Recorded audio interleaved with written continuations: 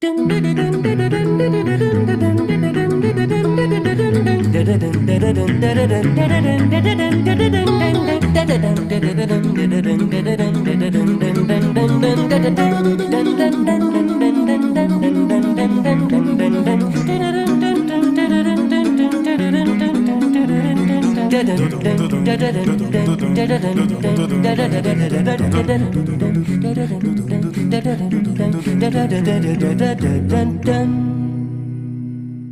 evening, ladies and gentlemen. We're so glad to welcome you as part of our community tonight. Please note that this webinar is being recorded and distributed live stream. By entering this virtual meeting room, you give your consent to be recorded and distributed by Vienna Live with Simeon Morrow and other third parties. Tonight, our featured guest is jazz vocalist Tessa Souter, whose new album, Shadows in Silence, the Erik Satie Project, will be the subject of tonight's conversation.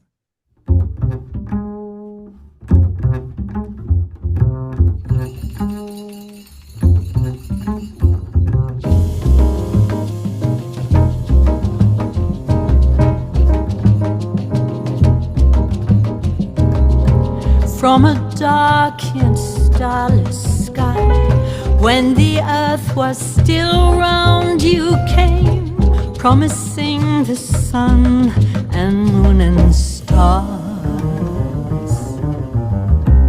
above.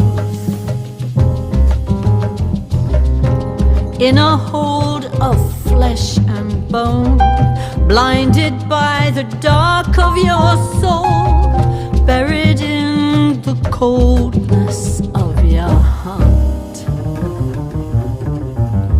my love. You came to me in camouflage of black and blue. I saw your face, but I did not see you. The gentle beauty of your sweet disguise belied the icy brink of your horizon. An inescapable abyss of lies, of light devouring dark, sans rime ni raison. You came to me, I only saw your smile, belying what was really there, hiding in full view all the while. From a dark and starless sky, when the earth was still round, you came, turning off the sun, turning off the stars. Tu es venu à moi masqué de noir et bleu. J'ai vu ton visage, mais je ne t'ai pas vu.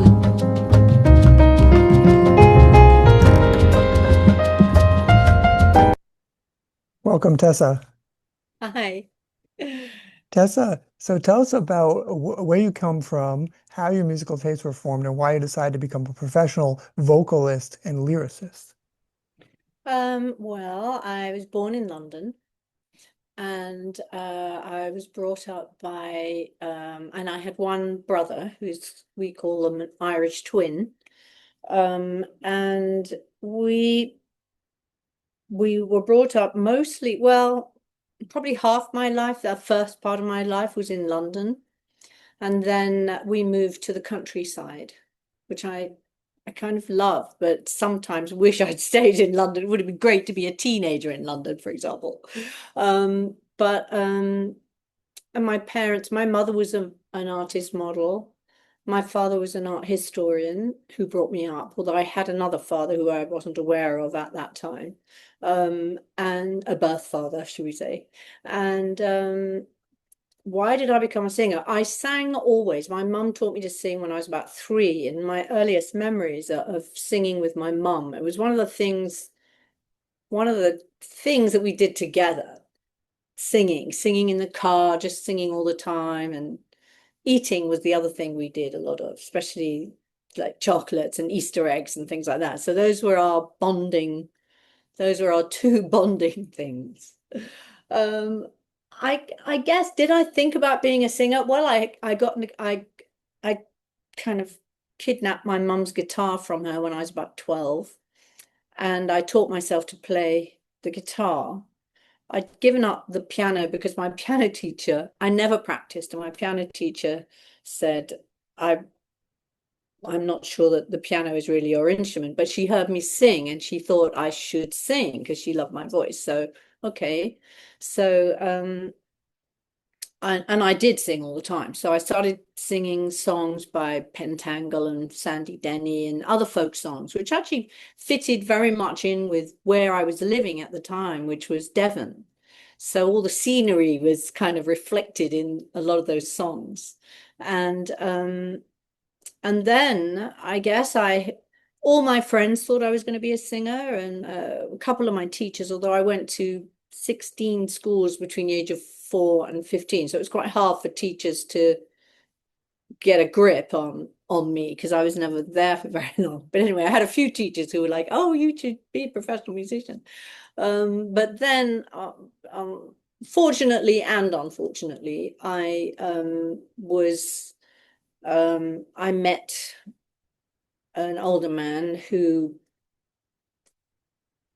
wanted to have a relationship with me, and I got pregnant when I was 15 and ran away from home, and I was just a month before my 16th birthday.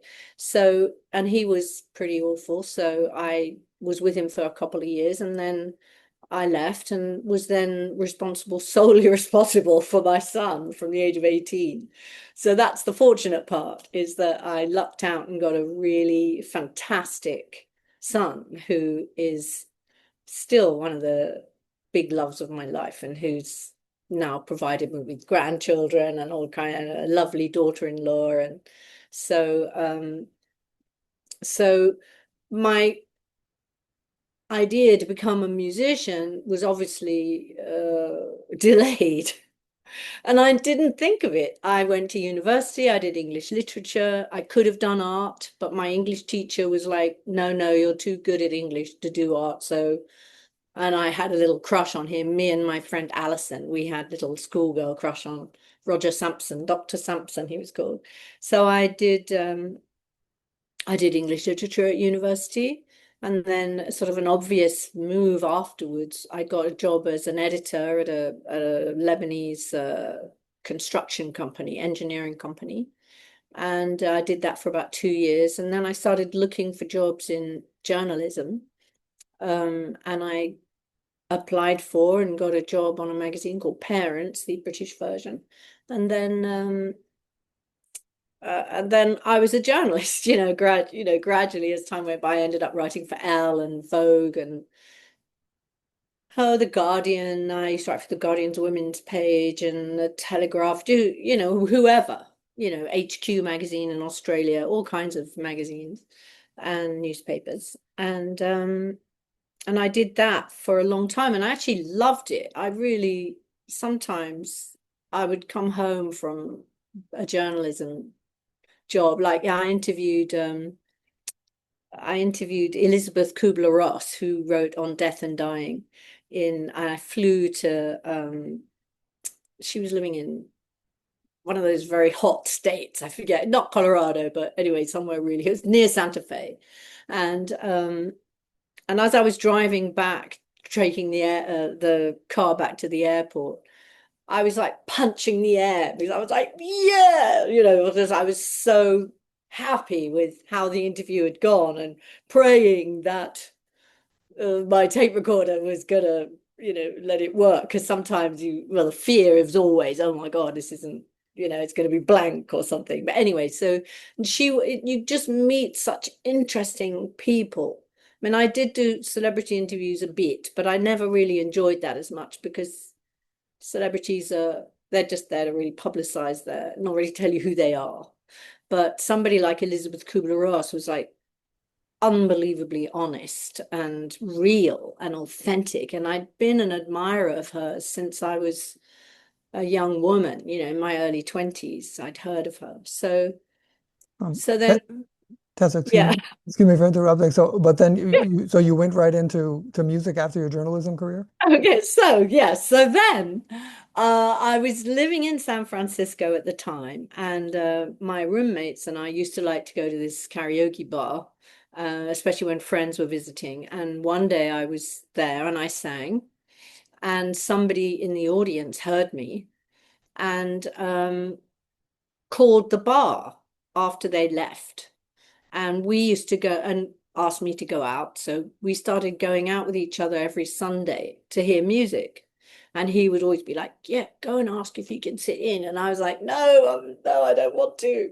And that is kind of how I got into being a musician. It was kind of an accident. I would sing places and people would come up and say, oh, where can I come and hear you sing? And of course there was nowhere, so I wasn't singing anywhere. And then I got a gig, a weekly gig in New York when I moved to New York, and that I met a lot of musicians while I was doing that gig, and just gradually it morphed, if you like, into a profession. And I dropped my journalism. I very, very occasionally will do something. I did an interview with Alanis Morissette maybe 3 years ago for the Sydney Morning Herald, which I loved doing because she was, again, very authentic, super intelligent, amazing. And Isabella Gianni I did, and not frighteningly intelligent. So every now and again I dip back into it, and I always enjoy it when I do it. But it's music is what really got me by the throat and made me keep doing it. Okay, let's listen to our next track. This is Raiga's song.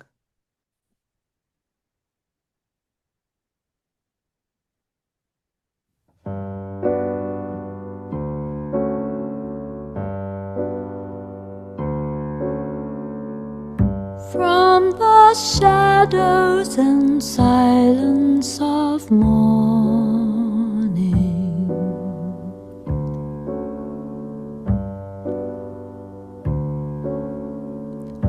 when the glow of a new day was dawning, you came.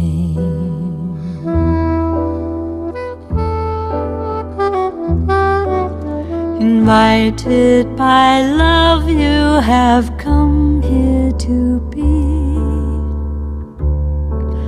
a beautiful song from the heavens to me. And round we spin in a stairway of stars called the Milky Way.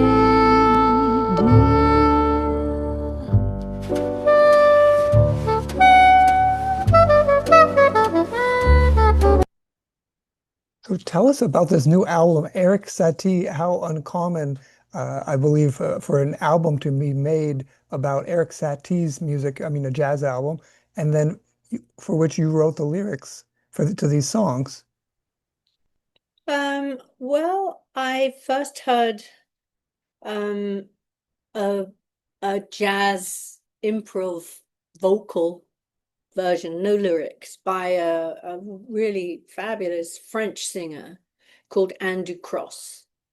And I just listened to that track over and over again. She does Nossian number one, and she goes crazy. You know, she's all over the place with it, and it's her arrangement, beautiful with oud, and is an incredible version. And I was sort of going through something at the time. This was probably 20 years ago, maybe a bit more. And actually, no, it was 20 years ago. And a lyric based on my recent experience and other experiences in my life started to come to me just spontaneously. That's how always my lyrics come, especially when I'm writing to music that already exists, instrumental music. So that was the first thing. I hadn't certainly didn't plan to make an album of her music, and of not her music, sorry, of Satie. And then I guess maybe 5 years ago or a bit less, my bass player, Yasushi Nakamura, who's an unbelievable bass player, he had a baby, and he was born in a snowstorm, and really captured my imagination. And of course, as a parent myself, I know, I mean, especially because I was so young when I had my son, he was my little playmate, you know, my best friend, which is funny because one of his daughters is his best friend now, which makes me laugh. But anyway, we played together. We watched the equivalent of Sesame Street together, and the British equivalent. And so I felt like writing a song about a baby for him, and that was somehow, honestly, I cannot remember why I had it, why it was on. But then I got curious and I started to look out for other jazz versions of Satie.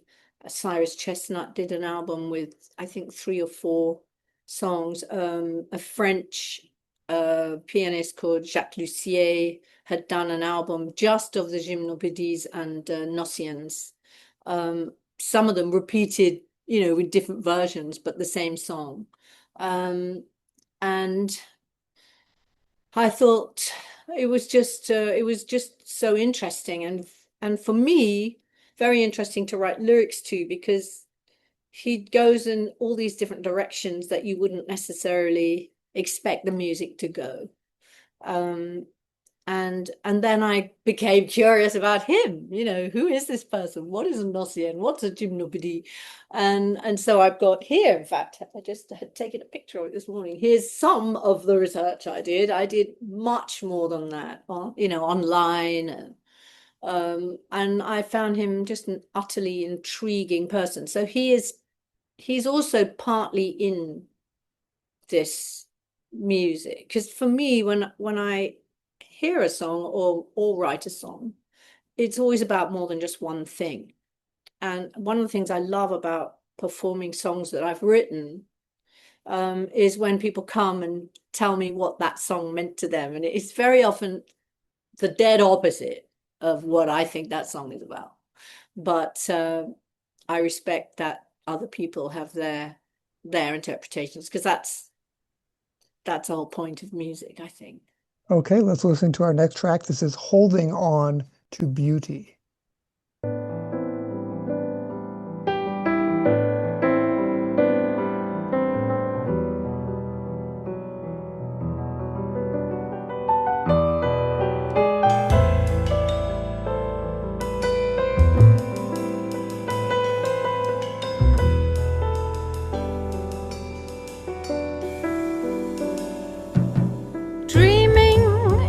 Darkness, you were silver in the moonlight. Lying in your arms is like I'm holding on to sunlight. Your lips are as soft as petals. Your eyes, they are darker than the deepest midnight sea, and you are turning in my arms, and you are dancing with me. In the glowing embers of the days since I first met you, trying to remember all the ways I won't forget you. Your mouth, soft and warm and tender in the blurring of our boundaries. Your caressing hands are gentle as our bodies intertwine and you surround me. Hold holding on to beauty, melting snow on distant mountains, and the velvet of the darkness, and the warmness of your love is all around me. Your smile, your heart, the darkness of your eyes is so exciting. Your touch, when I hear your voice, it makes my heart sing. Your kiss, wishing I could always feel your loving arms around me. Lonely as a tear is, I was lost until you found me, but you found me.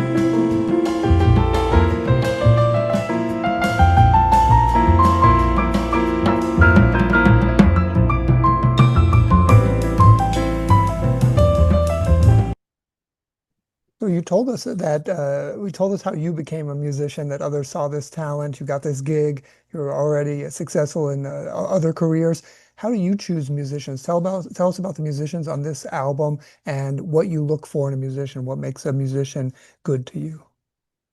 Well, first I should mention that arrangement is by Luis Perdomo, who's the pianist on the album and arranger of some of the songs. He also arranged No 100, which is the first song we heard, and he's really taking them out to other places. And I'd given him the lyrics, and he came back with that. So I've been playing with Luis probably 6 years, with a gap of COVID. I've been playing with Yasushi for maybe 10 years. That's my husband, Billy Drummond, the drummer on this album. I've been playing with him since 2008, although not as often, because I've recorded with him, but I had a gig every month at the 55 Bar in New York, and there wasn't an opportunity really there to bring a drummer. So that's Mark Murphy, who is my mentor. Very lucky to have had him. He was incredible. I think I choose musicians for what they already have. You know, that's Luis. For their soul. I mean, their intelligence, if you like, just their sort of spirituality, their kindness, or, you know, just the qualities that they have as a human being.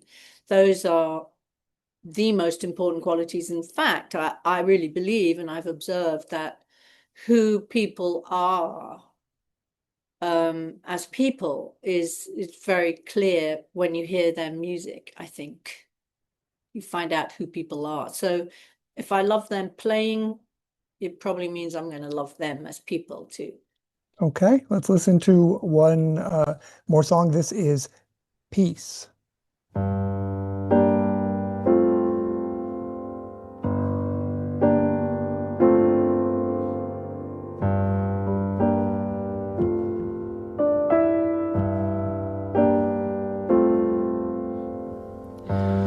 Floating in the turquoise up above me, lonely drifter, can you see me?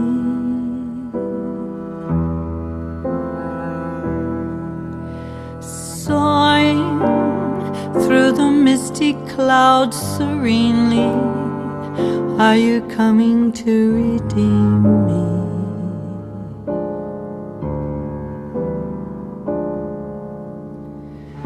As you circle the sky, are you dreaming of heaven?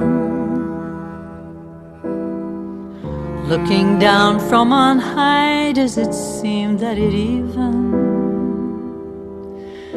exists?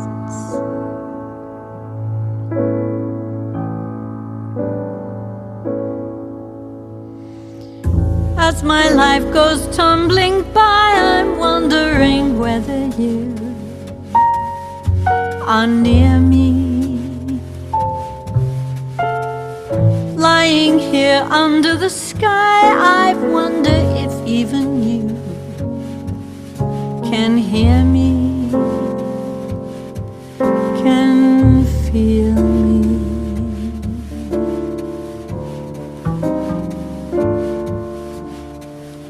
In the bright yellow glow of the crackling firelight, in the flickering fireflies dancing at twilight, there is peace. It is sleeping in the stars above us, quiet canopy of oneness.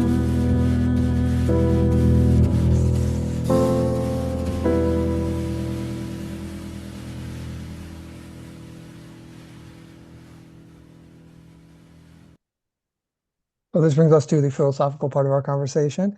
Tessa, the liner notes to Shadows and Silence, the Erik Satie Project describes the music as nonconformist and esoteric. Quote, in the late 19th century, Satie composed the experimental piano pieces that still echo his name, elegant and ethereal. They adhere to no previous form, such as preludes or sonatas or harmonic system being sui generis. They begged a new word to describe them. Satie settled on the apparent neologism gnossienne. Satie titled a few of these works Gymnopédie, a reference to war dance festivals of ancient Greece. End quote. To create this album, you wrote your own lyrics to go together with these well-known Erik Satie pieces, with the exception of Rega's song, which is about a newborn child, and Mood. Your lyrics turn Satie's music into songs about romantic love, its delights, sadness, and pain. In other words, the most common song out there, the love song. Is it possible that, how do you know that you chose the right lyrics to Erik Satie's music? Okay, well, first of all, the Holding On to Beauty one that you played earlier, that is about romantic love. Hard won. I wrote that song for my husband. And also, but also, like all my stuff, it's not just about one thing. My birth father died of Alzheimer's, maybe 10 years after I met him.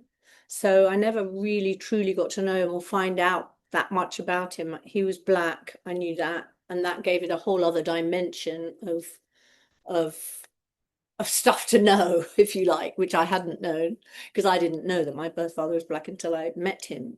And then my dad, who brought me up, has been having some memory problems. So the song, that particular song, is about holding on to beauty. It's about getting older.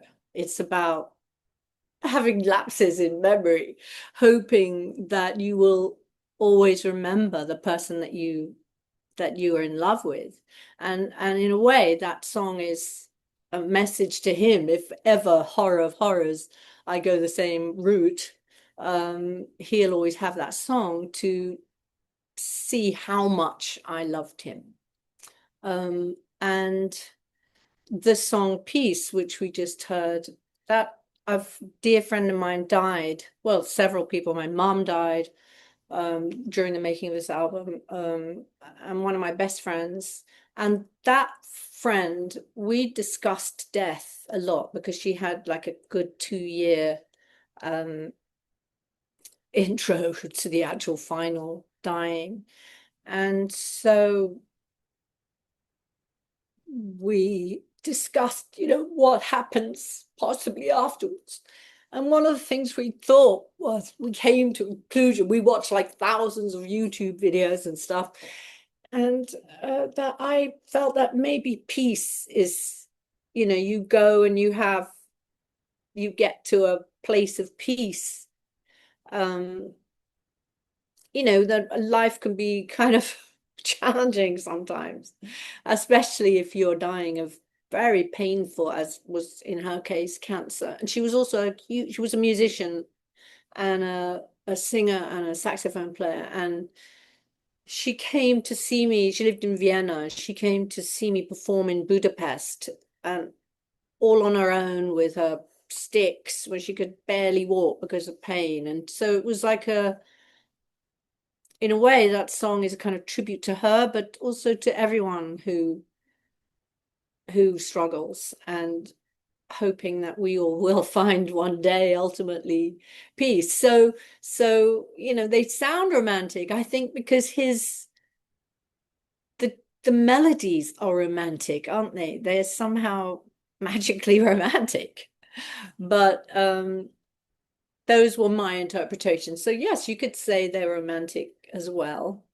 They're definitely about love, because that, as far as I'm concerned, is the most important emotion, whether they're your love for your parents or your children or your husband or your friends.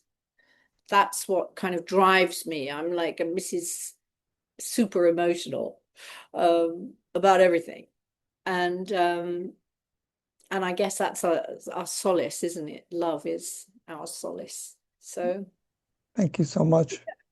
you're welcome. Thank you so much for Thank you. sharing those intimate details with us, those stories. We will treasure them. So let's listen to our last song. This is ESP. Can I just quickly say about ESP? Yes, please. We chose, I wanted to do that song because Wayne Shorter, I hear the influence of Satie on him, because between each sort of verse, he slightly changes things. And so it was quite challenging to learn it, because a bit like Satie music, if you're just half listening, you're going to miss a lot of that stuff. But when you sit down to write lyrics, you have to listen. So for me, as a lyricist and musician, that's how I kind of, anyway, we decided to do, I wanted this to be a kind of a thing for the band, if you like. So we did the straight up Miles Davis version. So this is not a special arrangement. This is Miles Davis's, or that band's, arrangement of this song, just to let you know. Okay, here we go. This is ESP.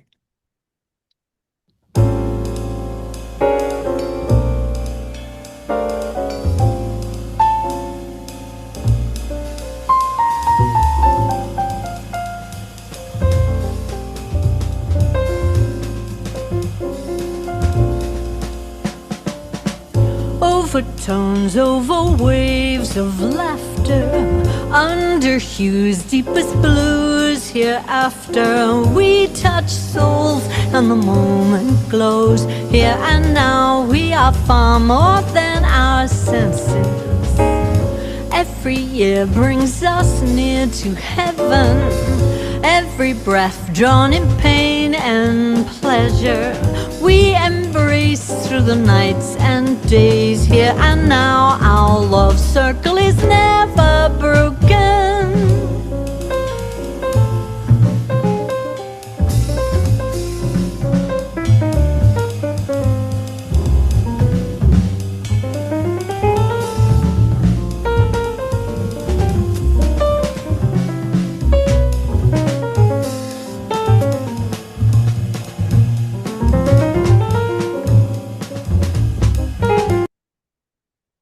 Final thoughts. Are there any questions, any comments? Would anyone like to mention anything to Tessa? Hi, Dr. Davis.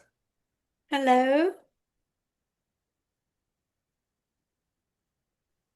Good. And now you should be able to hear me. Yes. I liked all your comments, Mrs. Teresa, but the one that stood out to me is about Kubler-Ross. How well did you know her?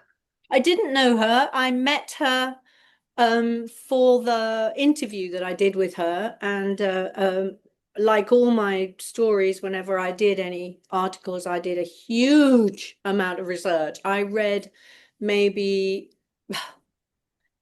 so many books and things and articles about her. I read a few of her books on death and dying, which is On Death and Dying. It's a great book of hers.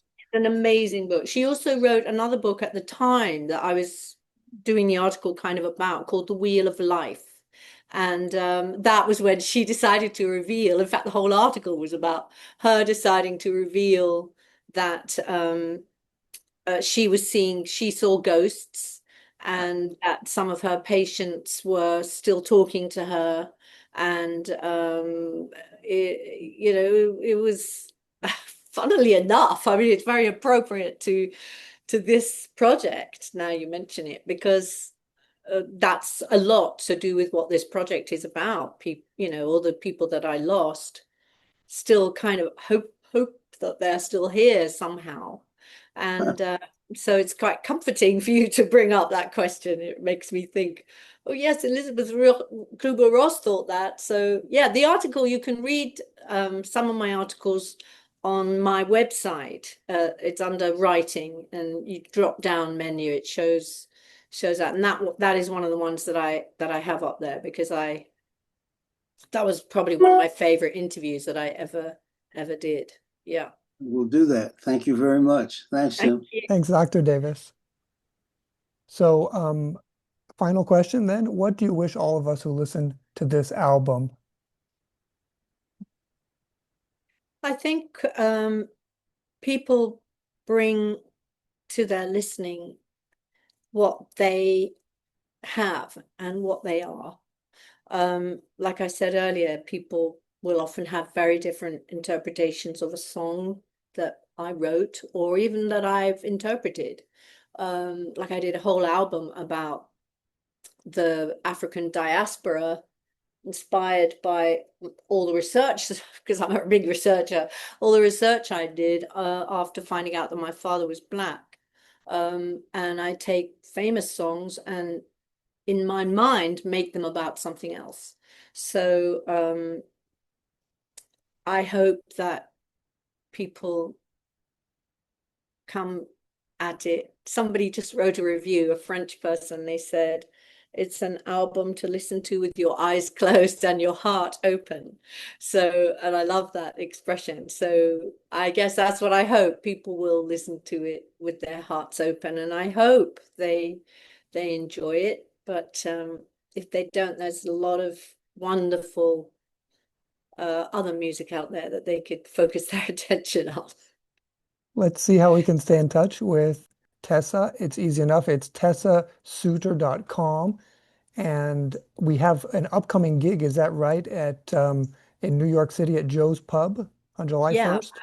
Yeah, I'm going to be at Joe's Pub on July 1st, which happens to be the 100th anniversary of the exact day of Satie's death. And when I wrote to Joe's Pub and said, oh, I'd like to come back, they were like, oh, great to hear from you. How about Satie's death day? And I was like, what? Okay. So it feels auspicious. So I'm really looking forward to it. It's going to have my band, who Yasushi's not around, but it has everyone else. And Luis and Boris Kozlov is standing in for Yasushi, and Billy Drummond and Steve Wilson on the saxophone. So I think it'll be, we always have fun when we play. It's always fun. I'm very, very blessed. They've done so many gigs with me, that badly paid as well as well paid, but they're always in my corner. So hopefully I won't be too scared. That's my thing. I don't want to be too scared, because it's a big thing, it's going to be videoed and everything. Yes, and people can buy your album through the website, is that right? They can stream it and listen to it on Spotify and everything like that, and Apple and Amazon Music, but it's also available to buy the physical on bandcamp.com. But I think the link, I'm pretty sure I've got the links up there on my website. I hope so. Okay. But it's not ready yet. So, well, it is ready. It's all ready to go, but it's doesn't get released until Friday. So you can buy, Bandcamp is probably the best place right now, because you can get the whole thing there. Okay. Thank you so very much to Tessa Souter. Thank you so very much. I had a lovely time. Thank So you. So I'd like us to go to viennalive.com, where I have a special announcement. Back in 2020, 3 weeks after the COVID-19 pandemic was declared, Vienna Live embarked on a mission to provide a safe and freely accessible space for socially distanced people to meet, discuss the issues of the day, and learn to speak classical music. The first show was broadcast directly from Italy's Red Zone at that scary and sad moment, the epicenter of global COVID infections and deaths. It featured a socially distanced Italian vocal quintet and was joined by more than 50 participants from around Europe and the Americas. Every Wednesday since, Vienna Live has continued to pursue its mission. Ladies and gentlemen, this year marks 5 years of original programming and content. Over 260 new episodes have been broadcast, as well as numerous field reports from near and far, including Normandy American Cemetery and the Vermont Institute of Natural Science and Dartmouth College. To mark this exceptionally special occasion, please consider showing Vienna Live your approval by purchasing a $5 per month individual sponsorship at www.simeonmoro.com. I just ordered brand new Vienna Live Celebrates 5-year mugs, and for every $5 per month individual sponsorship, you will receive one mug as a thank you gift. Thank you for your ongoing support. And so, as you can see on viennalive.com, this $5 sponsorship pops up there, and it pumps up also there. If we click on that, you can see right there, you get the $5 per month sponsorship, where it says you will receive the Vienna Live mug. All you do is you click on sponsor, and you can pay right away and get all of the delivery details. For $10 a month, you get a Vienna Live Celebrates 5 years mug and a Vienna Live City tote bag. And for the $20 per month sponsorship, you receive 3 music recordings as featured on Vienna Live of your choice.